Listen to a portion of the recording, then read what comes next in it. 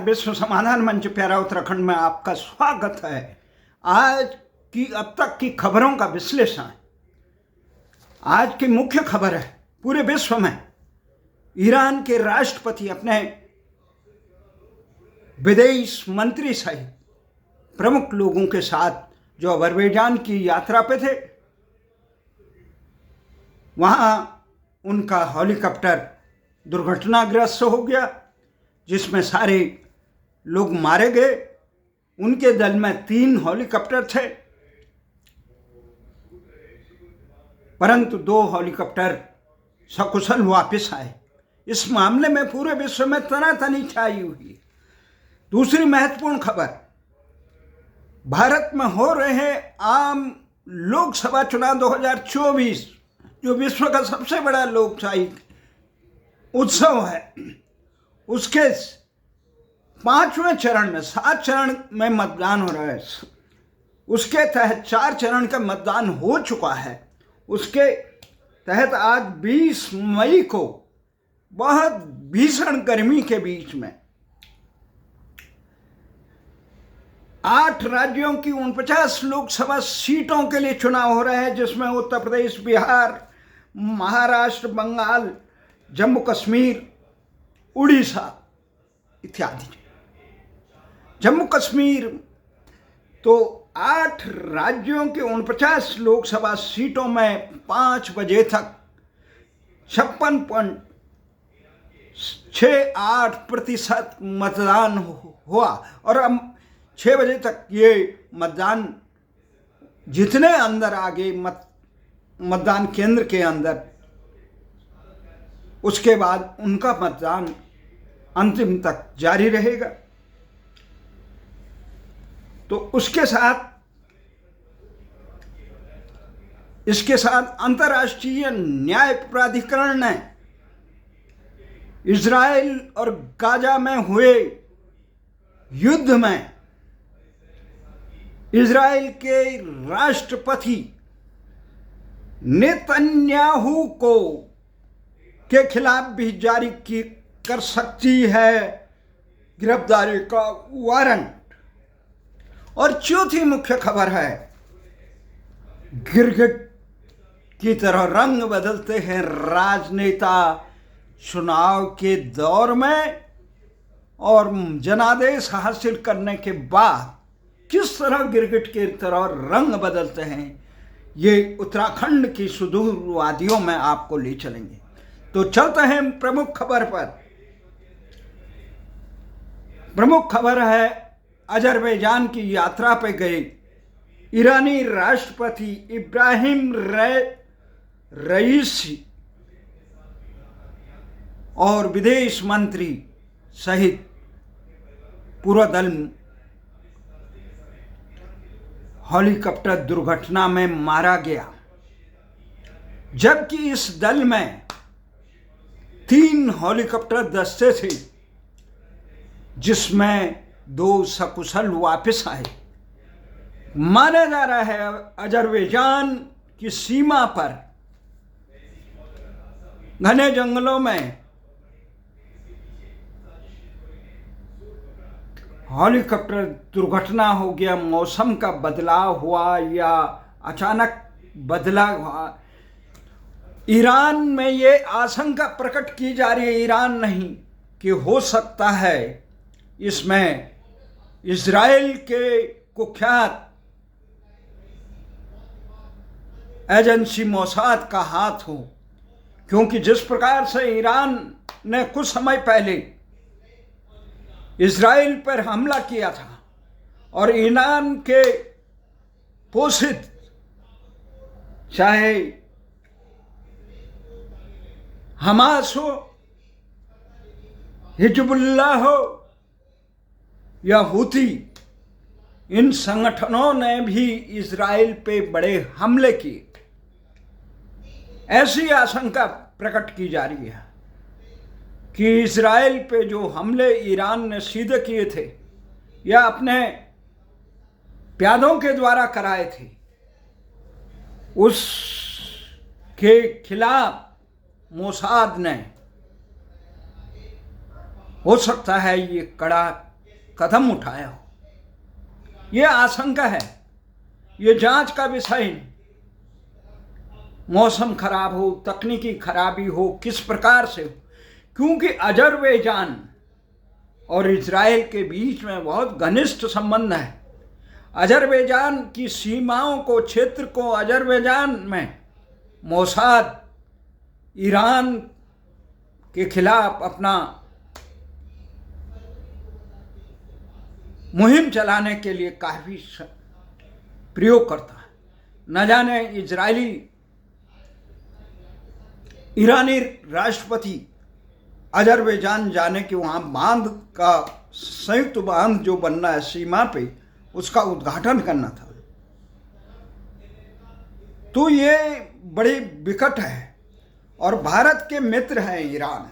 Iran Bharat का मित्र है। भारत भी इसी प्रकार की त्रासदी, भले ही ये हाथ प्रत्यक्ष अप्रत्यक्ष हो, अंतर्राष्ट्रीय षड्यंत्र, घात प्रतिघात, सत्ता संघर्ष से पता नहीं चलता है कि किसका हाथ है। क्योंकि अभी भारत के लोग भूले नहीं होंगे जिस प्रकार से हमारे तीनों सेनाओं की रक्षा सीडीएस जनरल रावत का हेलीकॉप्टर भी दुर्घटनाग्रस्त हुआ था।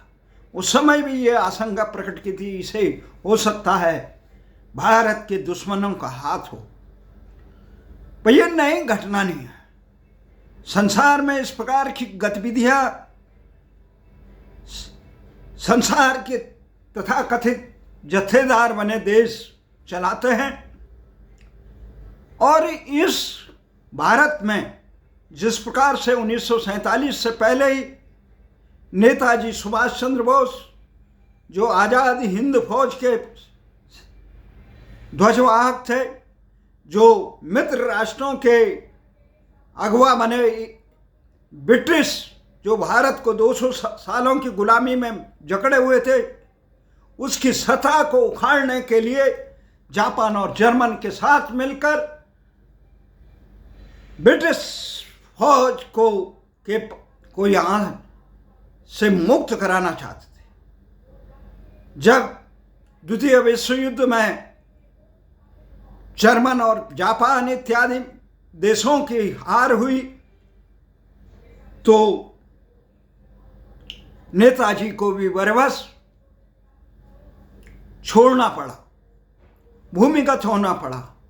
वो कहाँ है, किन परिस्थितियों में है? क्योंकि मित्र राष्ट्रों ने ये कहा था, जो जर्मन और नाजी जापान इत्यादि जो मित्र राष्ट्रों के खिलाफ जो संघर्ष, जिन्होंने युद्ध छेड़ा हुआ था, उनको ये जिंदा या मुर्दा पकड़ने के लिए का फरमान जारी था।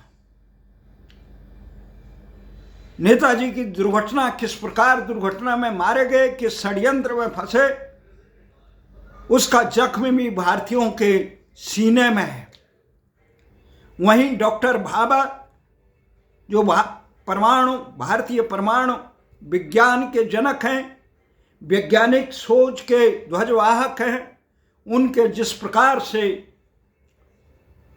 हत्या की गई, उसमें भी शक और शुबा विदेशी ताकतों के हाथ में। लाल बहादुर शास्त्री, जिन्होंने पाकिस्तान में को युद्ध में परास्त कर दिया था और पाकिस्तान के आकाओं को इसका बुरा लगा। ताशकंद समझौते में उनको जिस प्रकार से निर्मम हत्या हुई थी, वो भी संसार के जत्थेदारों पर उनका शक शुबा आया। ये तमाम ऐसी घटनाएं हैं, क्योंकि जो रसोइया था उसको कहाँ छुपा रखा था। ये तमाम चीजें हैं जो अंतर्राष्ट्रीय घात प्रतिघात, सत्ता संघर्ष और वर्चस्व का लड़ाई होती है तो बहुत जो सामने दिखाई देता है उसके पर्दे के पीछे कुछ और विकृत चेहरा होता है। हमने देखा इस यहाँ देश के भारत को महाशक्ति बनाने वाले अमेरिका और नाटो देश जिस पाकिस्तान के संरक्षक बने थे, जिनके दम पे पाकिस्तान भारत को जीतना चाहता था। उस पाकिस्तान को भारत की सेनाओं ने जब बांग्लादेश में 1 लाख के करीब पाकिस्तान के फौजियों को आत्मसमर्पण करने के लिए विवश किया, तो उस समय अमेरिका और नाटो देश भारत पर हमला करने के लिए अपने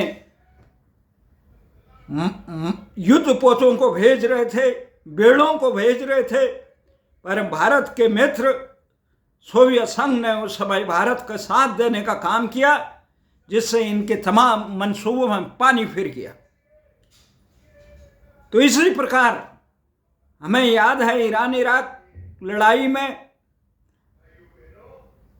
लड़ाई के बाद जिस प्रकार से राजीव गांधी की भी नृशंस हत्या हुई, इंदिरा गांधी की हत्या हो या राजीव गांधी की हत्या हो या जनरल रावत की दुर्घटना हो, ये इस प्रकार के चीजें हैं जो अंतर्राष्ट्रीय शख्स हुआ। जिस प्रकार से बंबई में आतंकवादी हमले में डेसमंड हेडली को अमेरिका ने अभी तक अपने संरक्षण में रखा हुआ है, वो भारत का अपराधी है। उसको मांगने की हिम्मत भारत के न पूर्व प्रधानमंत्री मनमोहन सिंह में रही, न भारत के वर्तमान प्रधानमंत्री नरेंद्र मोदी में रही, जो पाकिस्तान को आज भी इतने तमाम संसार के आतंकी की फैक्ट्री कहे जाने वाली, विश्व में आतंकवाद को बढ़ावा देने के लिए की जननी कहने जाने वाली पाकिस्तान को अगर अभी भी संरक्षण दे रहा है तो अमेरिका दे रहा है। उसी प्रकार भारत विरोधी तत्वों को चाहे कनाडा में हो, चाहे इंग्लैंड में हो, ऑस्ट्रेलिया में हो या अमेरिका में हो, शर्मनाक संरक्षण अगर कोई दे रहा है तो अमेरिका दे रहा है। ये चीजें हैं घात प्रतिक्रिया। अभी भारत ने जो ईरान के साथ जो बंदरगाह पे जो समझौता किया, उस पर भी प्रश्न चिन्ह अमेरिका उठा रहा था। संसार में इतने जख्म किसी भी स्वाभिमानी देश के सीने में दिए जाते हैं, वो भारत संसार के तमाम देश जो वर्चस्व की लड़ाई लड़ते हैं, वो नहीं चाहते हैं कि कोई सबल देश उनके सामने सीना तान के खड़ा हो और उनकी जत्थेदारी पे ही पहुँचाए। तो ये जो हो रहा है, उधर ईरान पूरा आक्रोशित है। इस आशंका में वो गाए बगाए ये सोच रहे हैं, अगर इजराइल ने ये हिमाकत की तो इजराइल को वो दंडित करेंगे, पर प्रत्यक्ष अप्रत्यक्ष कोई ऐसे निशान नहीं मिलते हैं, कोई ऐसे सबूत नहीं मिलते हैं। सबसे विवादास्पद बात ये है, जब 3 हेलीकॉप्टर साथ उड़ रहे थे तो राष्ट्रपति का हेलीकॉप्टर ही दुर्घटनाग्रस्त क्यों हुआ? अगर मौसम बदलता, मौसम बिगड़ता तो तीनों हेलीकॉप्टर के लिए बिगड़ता। और इसके अलावा भी मौसम के साथ जिस प्रकार से कृत्रिम बारिश और कृत्रिम मेघ से लेकर ये आजकल बाएं हाथ का काम है देशों में, इस प्रकार के कार्रवाइयों से पूरा विश्व मर्माहित है। और इसकी परिणति संसार में कैसे होगी, ये भी बड़ा दुखद है। अभी हम बात कर रहे हैं, देखना है कि ईरान में के राष्ट्रपति के साथ हुए इस दुर्घटना के लिए ईरान के हुक्मरान क्या निर्णय लेते हैं। पर देर सवेर ये है कि जहाँ इजराइल और अमेरिका और उनके मित्र राष्ट्रों का एक कोशिश है किसी भी प्रकार से ईरान सबल न हो सके, परमाणु शक्ति संपन्न हो सके, उनके वर्चस्व को किसी प्रकार की चुनौती देने की ताकत न हो सके। जो सारे खाड़ी देशों में अपना वर्चस्व अमेरिका ने बना रखा है, उस वर्चस्व के लिए सबसे बड़ा खतरा ईरानी है। तो ईरान जो जिस प्रकार से हुंकार बढ़ता है इस्राइल के खिलाफ, उसके अस्तित्व को मिटाने की बात करता है, हो सकता है इस्राइल भी अमेरिका के सहयोग से या उनके हथियारों से या उनके सरपरस्ती से ईरान के तमाम परमाणु हथियार और उसे शक्तिहीन करने के लिए तमाम हर संभव प्रयास करेगा।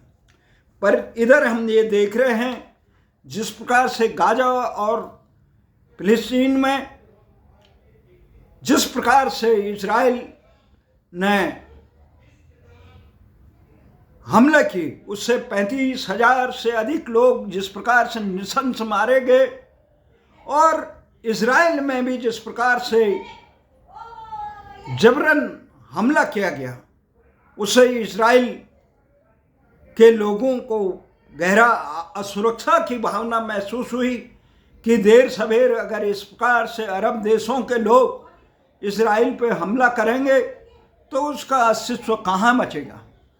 ये तब आशंका घात प्रतिघातों से पूरे विश्व के अमन चैन को काफ़ी खतरा है। अभी इस मामले में रूस की क्या प्रतिक्रिया है, रूस की जांच एजेंसी किस प्रकार से इस घटना को लेती है, क्योंकि रूस का मित्र राष्ट्र ईरान है और खुमैनी जो ईरान के सर्वोच्च नेता हैं, उन्होंने उपराष्ट्रपति को कार्यवाहक राष्ट्रपति का जिम्मेदारी सौंप दी है और 50 दिनों में यहाँ राष्ट्रपति का चुनाव होगा, जो देश को किस प्रकार से दिशा देने का काम करेगा वो खुमैनी के नेतृत्व में होगा। परंतु इतना साफ है कि इस घटना से जहाँ ईरान आक्रोशित है, वहीं इजराइल जो संयुक्त राष्ट्र संघ में और अंतर्राष्ट्रीय न्याय प्राधिकरण में कटघरे में खड़ा है, वो किस प्रकार से अपने को उबारता है, ये चीज़ें होगी। अब हम चलते हैं चुनाव की तरफ। आज जो 5वें चरण का 49 सीटों के लिए 8 राज्यों में जो चुनाव हुआ, मतदान हुआ उड़ीसा की विधानसभा सहित, उसमें एक बात स्पष्ट आई, जो उत्साहजनक मतदाता कश्मीर में उमड़े, खासकर आतंक प्रभावित क्षेत्रों में लंबी लंबी कतारें लगी। महाराष्ट्र में फिल्म जगत के लोग उतरे, उसमें धर्मेंद्र, हेमा मालिनी से लेकर अक्षय कुमार, अनेक फिल्म नेता नेत्री और अभिनेता चुनाव में भाग लिए। भीषण गर्मी में भी दिल्ली का जो तापमान कल 47 के आसपास बताया जा रहा था, लोग घरों में सहमे हुए हैं। पूरे उत्तर भारत में भीषण की गर्मी पड़ी हुई है। ऐसे बीच में लोग जो मतदान कर रहे हैं वो लोकशाही के ध्वजवाहक हैं। आज के प्रमुख उम्मीदवारों में जहां रायबरेली से राहुल गांधी खड़े हैं, वहीं लखनऊ से राजनाथ सिंह भी खड़े हैं। अनेक प्रमुख उम्मीदवारों के भाग्य का फैसला भी 4 तारीख की मतगणना में होगा। कौन होगा भारत का भाग्य विधाता, किस प्रकार 2 चरणों के शेष 2 चरणों का मतदान रहा है।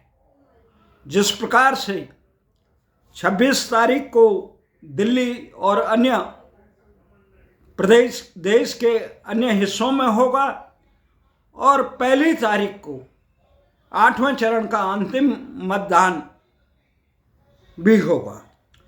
इसके साथ 7 चरण में हुए मतदानों की मतगणना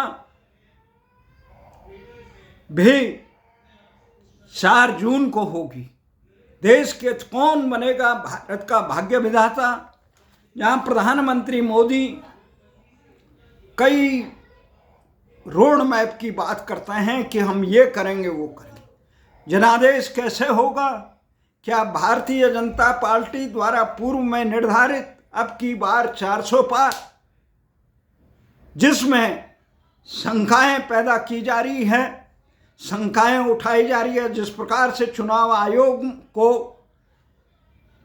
का मोदी सरकार ने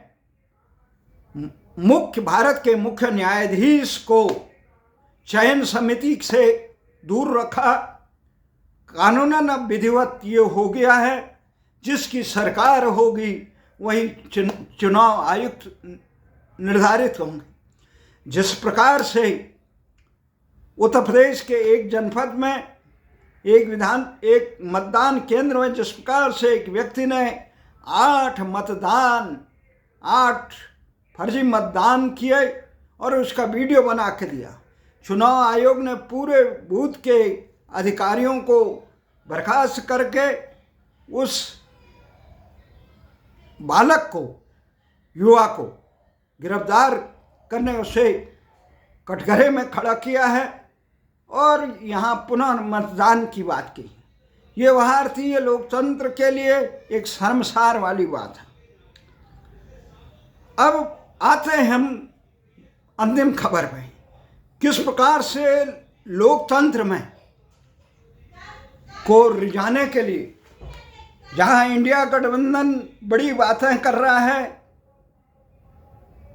कि देश की लोकशाही को बचाने के लिए, संविधान को बचाने के लिए वो इस समय चुनाव लड़ रहे हैं। नरेंद्र मोदी और भारतीय जनता पार्टी को सदाच्युत करना है। उन्हें देश की सतह पर ये एक प्रकार से ग्रहण लग गई, अगर इनकी सरकार आई तो देश का संविधान खतरा हो जाएगा, यहाँ पर आरक्षण मिट जाएगा, यहाँ पे अल्पसंख्यकों आदिवासियों का जीवन दुर्लभ हो जाएगा। इस प्रकार की आशंकाएं चुनाव में बोले और खुद को इंडिया गठबंधन के नायक कांग्रेस नेता राहुल गांधी, समाजवादी पार्टी के प्रमुख अखिलेश और राष्ट्रीय जनता दल के लालू यादव के सुपुत्र, महाराष्ट्र के पूर्व मुख्यमंत्री बाला साहब ठाकरे जी के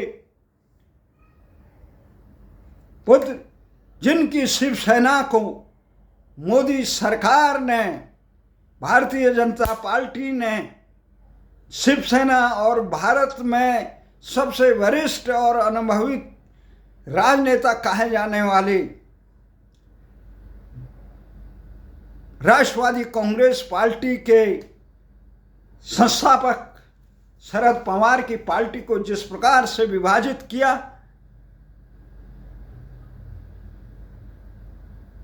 देखना है शरद पवार और उद्धव ठाकरे किस प्रकार से अपने वजूद की रक्षा कर पाते हैं। परंतु चुनाव निर्वाचन आयोग में जो मतदान के बाद मतदाताओं का प्रतिशत दूसरे या तीसरे दिन बढ़ता हुआ दिखा, उसके प्रति भी लोगों में कई शंकाएं हैं। लोग कह रहे हैं कि ये मतदान प्रथम चरण के मतदान के बाद 8वें दिन जिस प्रकार से आंकड़े बताए जाते हैं वो लोगों के गले में नहीं उतरा।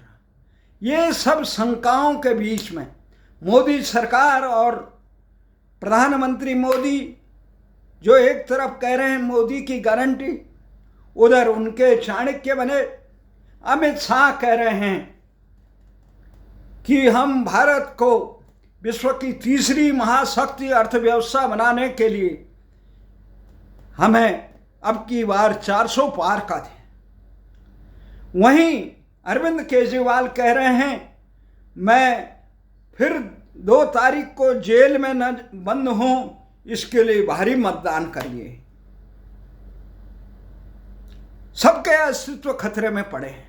उधर तृणमूल कांग्रेस की प्रमुख, जो बहुत चतुराई से, जिन्होंने अपना हश्र केजरीवाल की तरह नहीं होने दिया, अपने भतीजे और खुद को बचाए रख के उन्होंने कांग्रेस से समझौता नहीं किया, नहीं तो वो उन पर भी ऐसे आशंका थी वो भी बंद हो सकते थे, पर उन्होंने चतुराई से कांग्रेस और इंडिया गठबंधन से दूर रहे और उल्टा आरोप लगा दिया कांग्रेस और ये वामपंथी दल भारतीय जनता पार्टी के साथ मिले हुए हैं, हम लोकशाही के ध्वजवाहक हैं। तो इस प्रकार अब वो कह रही हैं हमारी सत्ता आएगी, हम इंडिया गठबंधन की सरकार बनाएंगे, लेकिन मैं बाहर से समर्थन दूंगी। तो ये तमाम चीज़ें चल रही है। अब एक महत्वपूर्ण है कि उत्तराखंड में जिस प्रकार चुनाव हो चुके हैं, जहां इंडिया गठबंधन कह रहा था हम लोगों को इतना यूनिट तक, 200 यूनिट तक बिजली फ्री देंगे, पानी फ्री देंगे, कई रियायतों की घोषणा कर रही थी, वहाँ भारतीय जनता पार्टी कह रही थी मोदी उत्तराखंड के हितों की रक्षा करेंगे, हम हर चीज़ कर। पर जैसे ही चुनाव हुआ, चुनाव के बाद बिजली के भारी 19 अप्रैल को प्रथम चरण में ही चुनाव हो गया, उसके बाद बिजली की भारी बढ़ोतरी वाले, इजाफा वाले बिलों को उपभोक्ताओं को भेज दिया। और भारतीय जनता पार्टी के समर्थक जो कुछ लोग चुनाव में भारतीय जनता पार्टी को सत्तासीन की अच्छी शासन, उन पे जब भारी बिल आए तो हड़कंप हो गया। ये कैसी सरकार है जो कल तक कह रहे थे कि हम कम नहीं। आखिर नौकरशाही, प्रदेश सरकार इतनी उदासीन है कि नौकरशाही कुछ भी करे नहीं। नौकरशाही को खुली छूट किसने दी? जिस प्रकार से नारायणगढ़ विकासखंड जनपद चमोली में भारी बिल जनपद कोठली के भाजपा नेता पुरुषोत्तम सती हैरान हैं, नारायणगढ़ विकासखंड के प्रमुख नेगी जी हैरान हैं कि जो साधारण से आदमी एक बिजली का बल्ब जला रहे हैं घर में, उनके 10-10, 12-12 हजार और हर समय बिल जमा कर रहे हैं पेंडिंग दिखा के। आखिर ये मीटर रीडर गांव में जाकर मीटरों को रीडिंग क्यों नहीं करते? जिनके साधारण उपभोक्ता नहीं, उन मीटरों को जो आनन फानन में चल रहे हैं, उनकी जांच क्यों नहीं करते हैं? ऐसे मीटर कैसे उपभोक्ताओं को दिए गए हैं? जब बार बार कहा जाए तो नौकरशाही सुन नहीं रही है, आखिर जनता की कौन सुनेगा? अभी तो मतदान का परिणाम भी नहीं आया, उसी समय इस प्रकार से गिरगिट के रूप में देखकर जनपद चमोली के विकासखंड नारायणगढ़ में कोटली गांव आदर्श गांव रहा, इंटर कॉलेज है वहाँ, जिला पंचायत की सीट उसी के नाम पे, वहाँ पे आम उपभोक्ता 15,000, 27,000 इस प्रकार के बिल आ रहे हैं। कौन करेगा लोगों के दुख दर्द का निवारण? जनप्रतिनिधि कह रहे हैं तो नौकरशाही सुनने के लिए तैयार नहीं है। आखिर धामी जी, प्रदेश में आग लगी हुई है, धामी जी जा रहे हैं, हर साल लगी है, कोई बननी थी अभी तक नहीं बनाई। किस प्रकार से ग्रामीणों का सहयोग लेना वो नहीं बनाया। तो ये बहुत गंभीर समस्या है। नौकरशाही मनमर्जी करके लोगों का जीना हराम कर रही है, कोई सुनने वाला नहीं। जनप्रतिनिधि जो जनता की सेवा करते हैं उनकी कहीं सुनवाई नहीं होती है। लोग अपना खर्चा करके पार्टी को सत्ता में लाते हैं, बाद में सत्तासीन होने के बाद उनकी बातों को सुनने के लिए न नौकरशाही तैयार है न सरकार तैयार है। कहीं कह रहे हैं कि कहाँ जाएगा न्यायालय, अरे भैया, न्यायालयिक राजधानी गैरसैंण की बात कही तो गैरसैंण में बनाइए, वहां इतनी अच्छी बिल्डिंगें बनी हुई हैं, उसमें चलाइए। उच्च न्यायालय वहां चलना चाहिए। कभी कहीं ले जा रहे हैं, रुड़की ले जा रहे हैं, कभी कहीं कहीं। मानसिक रूप से स्वस्थ होना चाहिए। या ऐसे ही विकलांग लोग हैं जो जनप्रतिनिधि होके, विधायक होके ये कह रहे हैं कि हमें गैरसैंण में ठंड लग रही है। इस प्रकार की तो कर गिरगिट की तरह रंग बदलने वाले राजनीतिक दल, जो कुछ समय पहले जनता को लोकतंत्र का मालिक बता रहे थे, वो जनादेश हासिल करने के बाद किस प्रकार से गिरगिट से रंग बदलते हैं, यह देखकर जनता हैरान है। कल हम अगले उसमें बुलेटिन किस प्रकार से देश की लोकशाही आगे बढ़े, किस प्रकार से जनता जागरूक हो, क्या क्या होना है, इस पर बात करेंगे। तब तक के लिए आप सबसे आज्ञा चाहता हूं। जय हिंद, जय भारत।